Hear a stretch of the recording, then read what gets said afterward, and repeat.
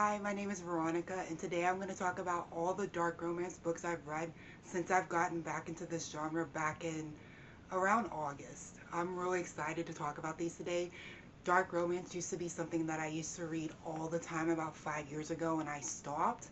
And then I just had a book that really reinvigorated my love for dark romance, and it sent me on a journey. I then listened to Lights Out by Navessa Allen, and I am so glad that I did because everybody said that the male narrator that narrates Josh makes the book, and all I'll say is he really did.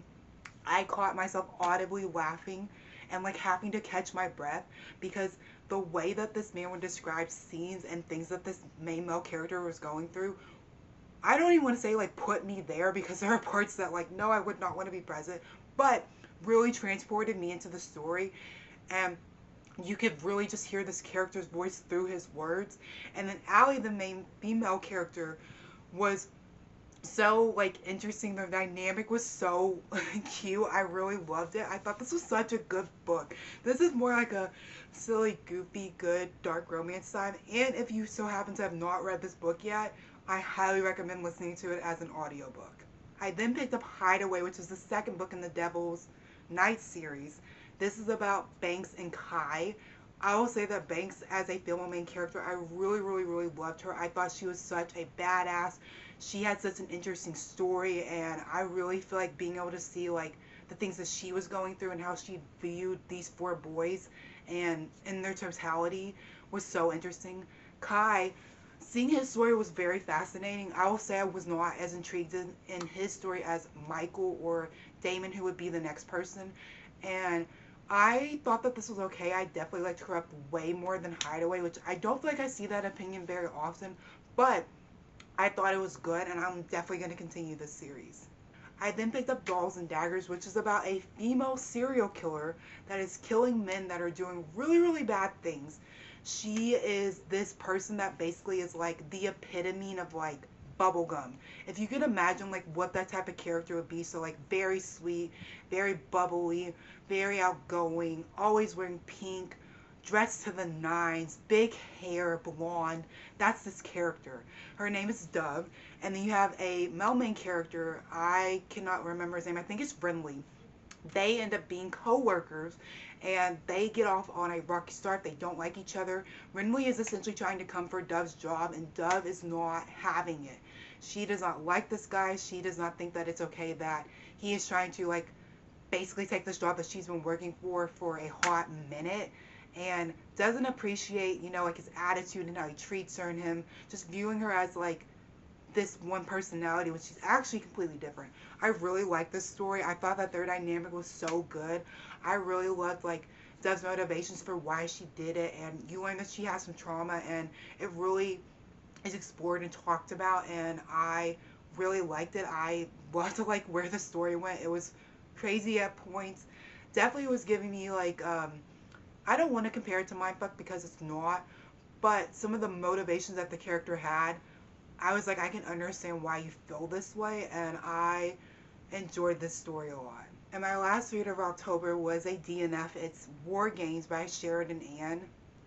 Yeah. And this is basically like serial killer games where there are all these serial killers that come together. They are like the most known from wherever they're from. They are coming together, and there's basically going to be like this one victor, if you will, and everybody else is like killed off. The concept of this was really interesting. I was very intrigued to read a book by Sheridan Ann. She has a lot of like dark romance books, and this one stood out to me. I'd actually seen a creator recommend this book, and when she was describing the synopsis of it, it really captivated me. All I'll say is, even though this was surrounding like serial killers killing other serial killers, I didn't necessarily love like the way that was being like portrayed throughout the book and the pacing of it. I felt like really drawn out of it constantly. It was at points like really fast paced, and then it would kind of slow down and pick up again, and it just was not keeping my attention. So I DNF'd it. I want to say around like 60-ish%. It was because it was almost kind of repetitive at points. You would have somebody that was supposed to be like really good at luring their prey into a trap and taking them out, but yet and then they would be lured into a trap and then taken out. And I'm thinking to myself, hypothetically, in a book setting, if this is your job, if this is what you're doing, how are you so easily tricked into doing something that you should know not to do? So it's almost like, and of course it's unrealistic, it's almost like it was really unrealistic and hard to really get into because of that. But I will say that I definitely want to check out more books by Sheridan Ann. I do love her writing. I feel like she can suck you in. I just need the plot to be continuously like gripping me. In November, I read one dark romance, and that was In the Dark by Mailce. Mailce is one of my favorite authors. She wrote the DC Star series. So when I saw she was coming out with a dark romance, I thought that was so interesting. I'd actually planned to read this book in October, but I didn't get around to it because I had so many other dark romance books. But this is basically about like an elementary school teacher and a haunted house scare actor. This elementary school teacher ends up going to this like scare actors haunted houses attractions and runs into him, and they just end up having like this instant spark. They end up eventually like seeking each other out and having a relationship. And all I'll say is that there are parts of this book that I really was not interested in, and I felt like I loved that Mailce really explored a different genre outside of what she typically, you know, delves into and deals with. And I felt like you could tell that she really enjoys dark romance and she likes exploring themes, and I appreciate her for doing that. But I feel like with the amount of dark romance that I had consumed prior and I consumed after, this just didn't really stand out to me. In December, we read by far my favorite trilogy that I've ever read in the dark romance genre, and I feel like you can tell and you'll know that was the Edge of Darkness trilogy by Lee Rivers. I read this mid-December. Honestly, one, that's Christmas time. I don't know why I did that, but this was one of the best decisions. This series was so good. The amount of things that happened in it, the trauma, the turmoil, the way that this author told these characters' stories was just so good, and I thoroughly enjoyed it. I really loved it, and I'm gonna go ahead and say that this is spoiler territory. Like, everything I'm about to say after this is a spoiler or has something to do with it. So if you have not finished the Edge of Darkness trilogy, if you've not read Insatiable, or you haven't finished Restitution, like, please skip ahead because I'm going to say stuff and I don't want to spoil it for anybody. But Insatiable starts out with Cade and Stacey, and Stacey is best friends with Cade's sister. They meet at this party and have this like weird connection almost. Cade is viewing this as he like, it's almost like love at first sight. He really thinks that this girl is beautiful. He's intrigued by her, and Stacey is kind of like aloof. Cade thinks to himself as a 15-year-old, like, hey, I'm not going to show this girl that I like her. I'm not going to show interest in her. I'm just going to treat her like crap, as a 15-year-old boy would do with a huge crush on a girl. You are going throughout the story and seeing these like flashbacks of things that are happening to them as kids, because in the beginning of the story you learn that they haven't talked to each other in almost a year or longer. Cade and her just got off on the wrong, no, ended on the wrong foot, and you're learning why that's happening. This first book, woo, had me on the edge of my seat the entire time.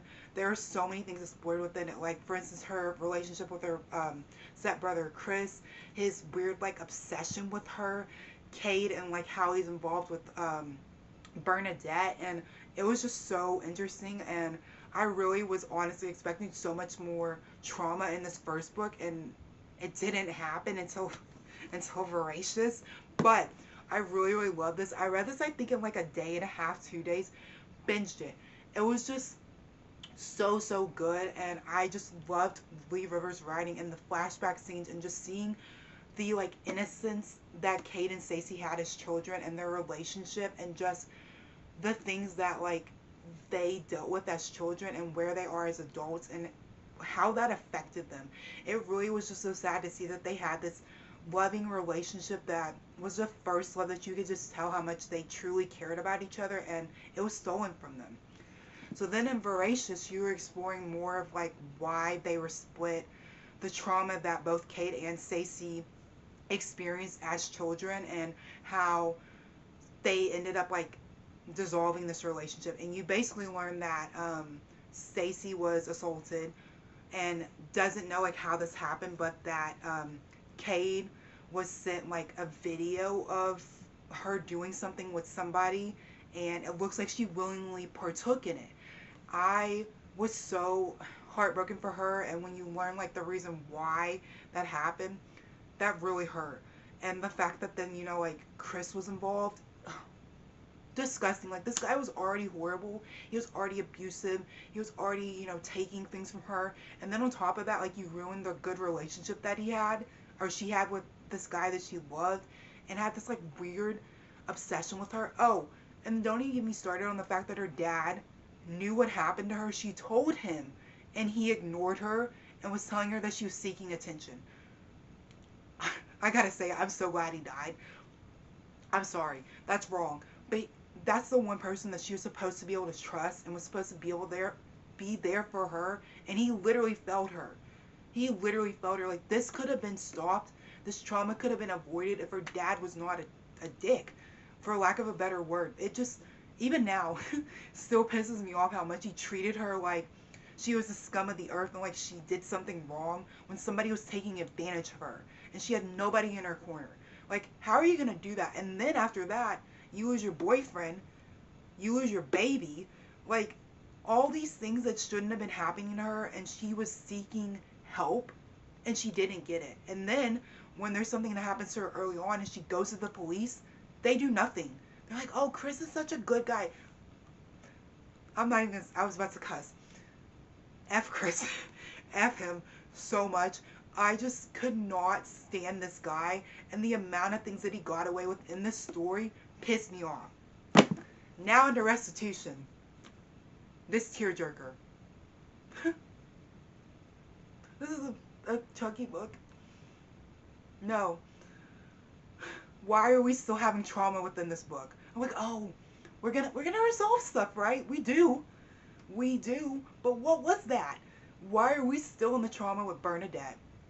Why are we having to watch Cade talk about how he's disassociating and he's trying to protect Stacy, but oh, now I know that what happened to Stacy was actually assault? How dare you? I'm like, even at this point, I don't really blame him for being a child and, being upset with Stacy because he thought she cheated, because that's what it looks like. I don't blame the guy for that. I hate that he had to find out that that's not what happened, and he was forced to watch that happen to her, and seeing the behind the scenes and seeing who was involved with it, and then that she was dealing with this trauma for forever.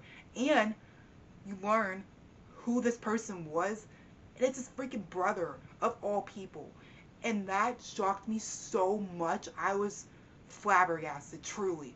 I'm like, of all people, that might have actually been at the end of Horatio, but of all people, it was his brother, because you see throughout the story he has this really, really great relationship with his brother. And I kept wondering to myself, what happened? Why does he not talk about him like present day?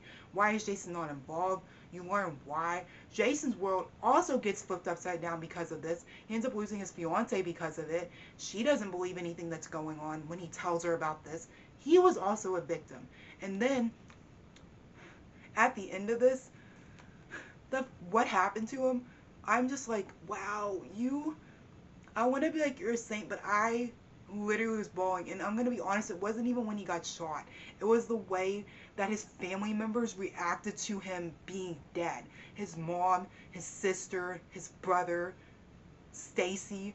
It just had me bawling. And it was something that was so, not even out of left field, because you could tell Jason was struggling and that he had always cared about Stacy and Cade, and he was almost, if anything, trying to atone for something he didn't do.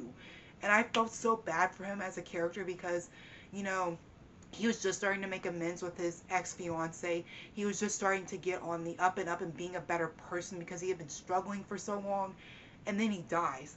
And I'm like, what was this? But on a lighter note, Tobias breaking out of prison, and Bernadette and her husband freaking out about this happening. Chef's kiss. That was one of the best parts of the series. That and Chris getting what he freaking deserved. Heck yeah. Heck yeah. Because those people, those are the scum of the earth. And those are the people that I said to myself, like, how did y'all stay in the series so long? Why are y'all getting so much screen time? Like, get rid of them. And then the ending of this, at least at the end, there was some vindication.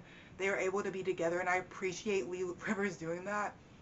But this series as a whole, just not even to be dramatic, just like changed my view on dark romance. It's one of my favorite dark romance trilogies I've ever read, and I think will ever read.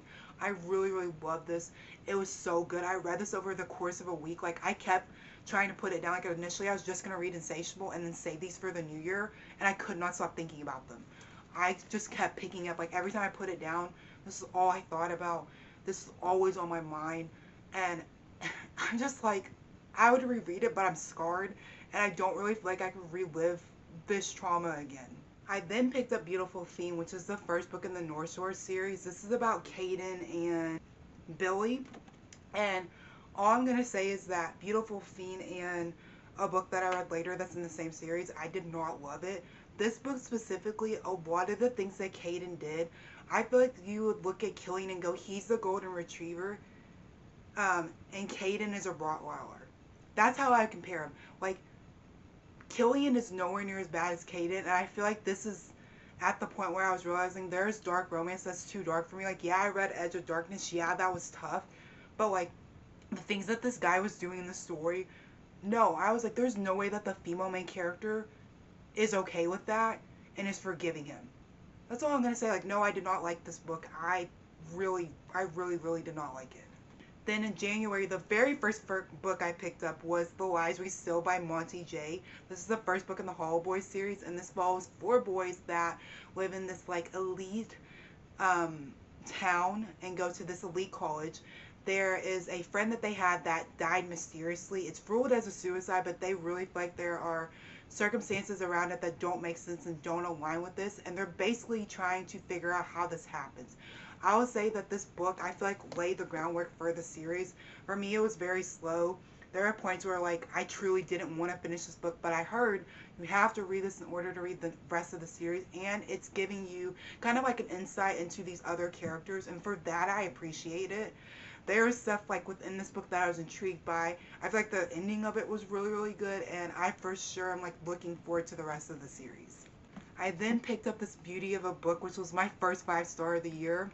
God of Fury, so good, so good. Nikolai and Brandon, nobody's ever going to touch them. This was my first romance, and I feared that that might not have been my best choice because I don't think anything's going to ever touch it. I will say I've not read Heat of Rivalry, so don't come at me on that. But this is about Nikolai and Brandon is a sibling to Landon and Glendon, and Nikolai is a sibling to Mia. This was such a sweet story. Nikolai is just almost like a golden retriever, weirdly, like on the inside, but on the outside, he's like a Rottweiler. Literally is like snapping people's heads off, cannot stand them, is crazy and chaotic. And Brandon is just this like sweet, docile, easygoing person. And this part might be a spoiler, so if you haven't read it, just be warned. But there's so much more to Brandon than you expect. He is dealing with a lot of issues, and that was something that I found so interesting that I feel like Rena Kent did such a good job of, because all of these stories follow the same storyline from beginning to end. You're just seeing it in these characters' perspectives and the things that they were going through. And seeing Brandon like really have these issues and dealing with like depression and all these things, and like not knowing that going into the story, not reading the trigger warnings, which I feel like truly immersed me so much more in the story, and were like shocks when they came up. It was so interesting seeing like how people described Brandon and Nikolai in their own story, and then seeing them in their actual story, and it's nothing like what other people said. Nikolai is not chaotic, he's not aggressive, he's only like that if you provoke him, and it's about people he loves.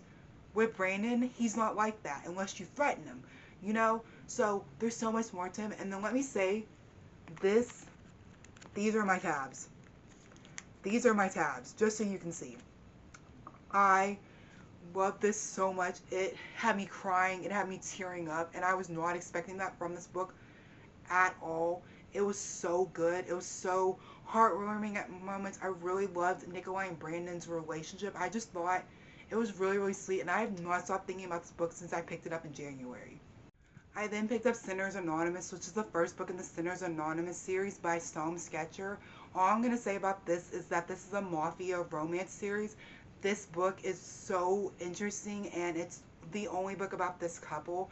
I really, really like this. I love, even though this was like day to day, similar to like how The Sweetest Oblivion was, I really like the characters. I love their dynamic. I love the female main character's growth within the story. I feel like she really developed a lot as a character, and the main male character was so protective of her, and I really, really love that.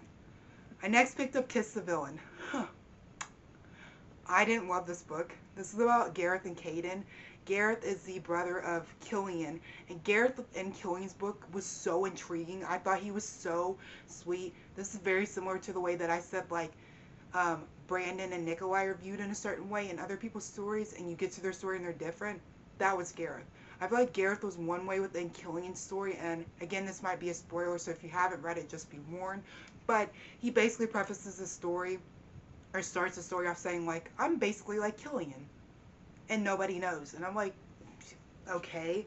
And for me personally, whenever he was speaking about this and talking about it, I don't feel like he presented the same things as Killian. Obviously, everybody's different, even if you have a similar, like, diagnosis, even though he's not diagnosed, that doesn't mean it all looks the same. But he was saying this, and I'd be like, I don't really feel like that's who you are. I feel like that's who you think you are, you want to portray yourself to be. And then Caden, for me, this is an example of when they say professor student and the toxic relationship that you have, and the reason why this shouldn't happen, because the dynamic isn't good. It doesn't make sense. There's too much power. For me, he was so manipulative towards Gareth and was really using a lot of the things that he noticed about him against him. And then the things that were happening in the story and like the plot twists and stuff, I didn't love. But I will say, I liked this for what it was, and I went in like knowing I probably wouldn't love it. But the breadcrumbs of the main male characters in the story that the next book is going to be about, that made this whole book worth it. I then picked up Bad Bishop. I had not seen one bad thing on this book, and I loved it. I binged this in a freaking day. This book was so good. This is about Tieran and Lila. Oh my gosh, Tieran was just so good. He was so goofy. He was so intriguing, and he's morally black, like mafia man that doesn't care about anybody's feelings. Lila is this girl that has something tragic happen to her in the beginning of the story and ends up being married off to Tieran. And I just feel like L.J. Shin did such a good job about writing these characters, the development of both of them as characters, with each other and apart. I really, really love that about this. I thought that that was so good. I loved, the flow of the story and the pacing of it. It was great. I loved a lot of the scenes that were in this. I loved the comedic relief that was happening within here.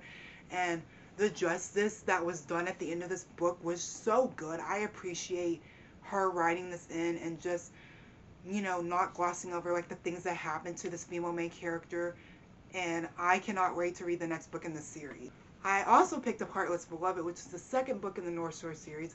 This book is like everybody's favorite book within the series, one of their favorite dark romance books, and I did not love it. Again, I feel like I learned that she, as a author, has too many dark themes within the story that I just cannot follow and I cannot stomach reading, and I didn't really love a lot of the things that were talked about within this book and the way that they were explored. Personally, I didn't vibe with it. I didn't really love the characters. I didn't really love the story, and I just found myself like constantly wanting to put it down and wanting it to be over with, and I don't feel like that's what you want within a story, especially one that you've been highly anticipating. Like, I expected this to be a 5-star dark romance, which I've had 5-star dark romances. That was Voracious.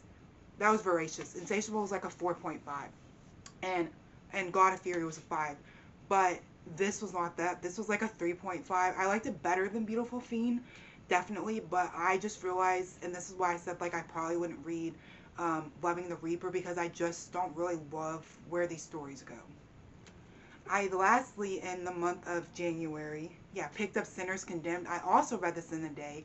This is about another character and one of the brothers within this mafia family. So the series does follow a mafia family of 3 brothers and some female main characters that like come into the mix. This is a like duet. I like this story. I feel like this is again setting the foundation for the second book. I love the female main character in this. I thought she was a badass. I thought that she took nothing, and I really, really loved her. I want to pick up the second book and will eventually, and just thought that this was such an interesting start to their story. I then picked up Fatal Collision and Midnight Chase by Harley Beck. This is about a girl that's from the wrong side of the tracks and a guy that is an elite, like, really powerful, rich family.